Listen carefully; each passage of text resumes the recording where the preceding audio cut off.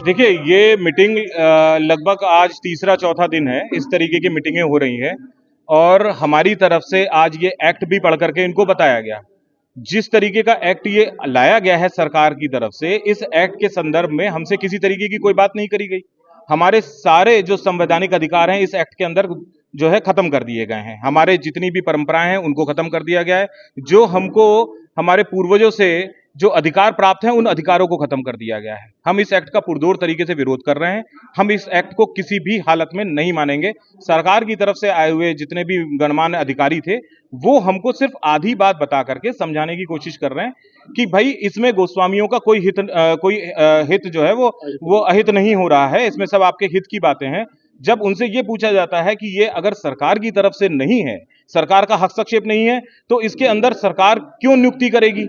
सरकार क्यों नियुक्ति करेगी? सरकार हर चीज को मैनेज कर रही है। कल को सरकार बदल जाएगी तब वो नियुक्तियां फिर चेंज हो जाएंगी। इस तरीके के एक्ट भारत में बहुत से मंदिरों में है जहां पर अलग अलग तरीके की समस्याएं दिन प्रतिदिन अखबारों में, न्यूज़पेपरों में आती रही है। गोस्वामी समाज किसी भी हालत में इस एक्ट को नहीं बर्दाश्त करेगा। और जहां तक कॉरिडोर की बात है, सबने एक स्वर में यह कह दिया है कि कॉरिडोर के विषय में हम आम जनमानस के साथ में हैं।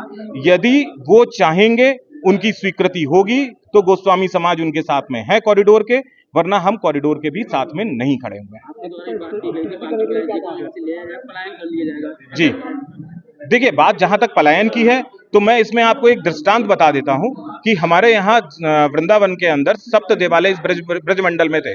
उन सप्त देवालय में आज से कईयों साल पहले, सैकड़ों साल पहले ये कह लीजिए कि 4 जो मुख्य देवालय थे, उन देवालयों को उनके गोस्वामियों समेत उस समय के आक्रांताओं के कारण से उनको यहां से जाना पड़ गया। तो वहां के जो ब्रजवासी थे वो अपने ठाकुर के साथ उसी जगह पर पहुंच गए, पलायन कर लिया।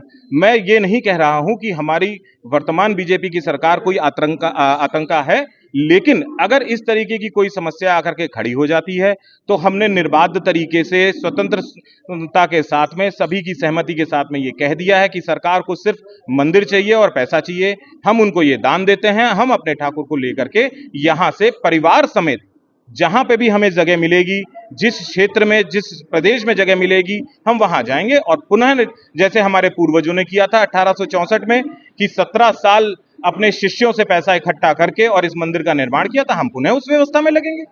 हम बिल्कुल दान दे करके जाएंगे।